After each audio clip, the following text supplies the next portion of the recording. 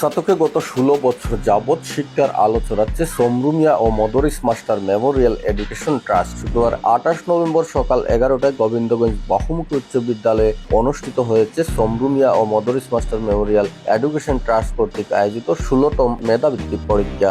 এতে অংশগ্রহণ করেছে প্রায় 4 শতাধিক শিক্ষার্থী। গত 16 বছর যাবৎ সমরু মিয়া ও মদরিস মাস্টার মেমোরিয়াল এডুকেশন ট্রাস্টের মাধ্যমে এই মেধাবৃত্তি পরীক্ষা অনুষ্ঠিত হচ্ছে। প্রতি বছরের ন্যায় এবারও উৎসাহ উদ্দীপনার মাধ্যমে সন্তানদের নিয়ে পরীক্ষার হলে উপস্থিত হয়েছেন অভিভাবকরা।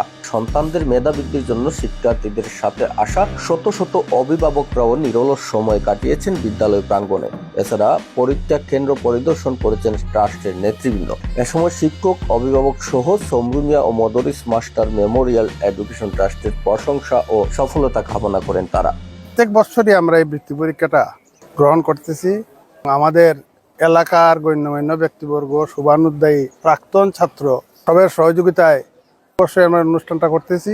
আমি আশাবাদ ব্যক্ত করতেছি যে পৃথিবী যতদিন থাকবে, বিদ্যালয় যতদিন থাকবে, আমরা যেন এই বিদ্যালয়ের যে প্রতিষ্ঠাতা বৃন্দ তাদের স্মৃতির উদ্দেশ্যে এই কার্যক্রমটা আমরা চালু রাখতে পারি।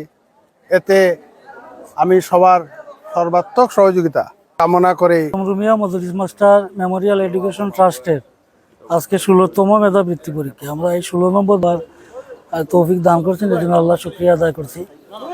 আমরা এই যে সমরু মিয়া এবং মদরিস মাস্টার এই দুইজন এই স্কুলের একজন ছিলেন প্রতিষ্ঠাতাকালীন প্রধান শিক্ষক এবং একজন সহকারী প্রধান শিক্ষক, এবং তারা শুধু শিক্ষক নয়, এরা শিক্ষকতার পাশাপাশি বিদ্যালয় প্রতিষ্ঠা করেছিলেন।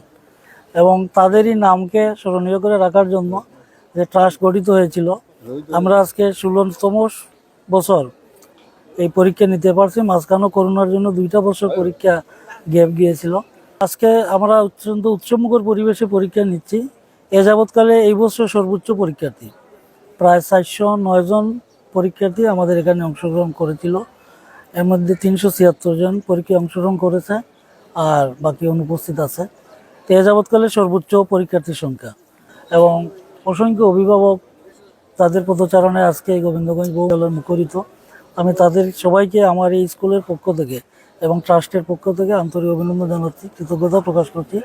এবং এই পরীক্ষা যেন আমরা এইভাবে ধারাবাহিকভাবে এটা চালিয়ে যেতে পারি, এটা যেন বন্ধ না হয়, সেজন্য সবার সহযোগিতা কামনা করছি।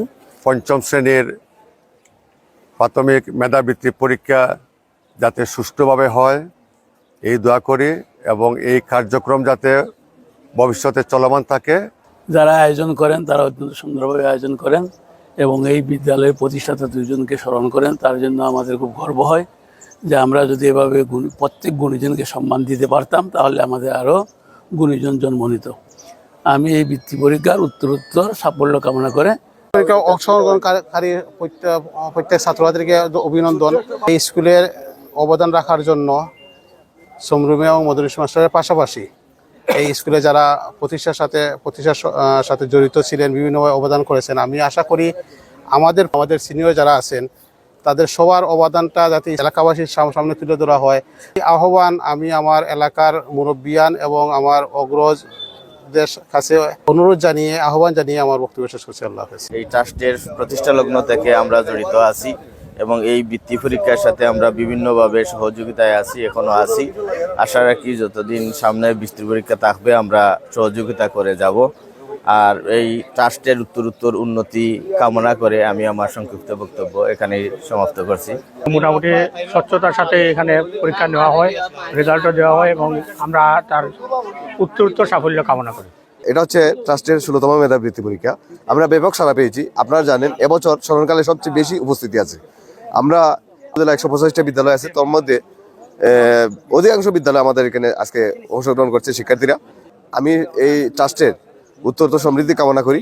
ট্রাস্টের সাথে যারা অঙ্গাঙ্গিভাবে জড়িত, যারা আর্থিকভাবে আমাদেরকে ফিনান্সিয়াল সাপোর্ট দিয়েছেন, তাদেরকে অনেক অনেক ধন্যবাদ।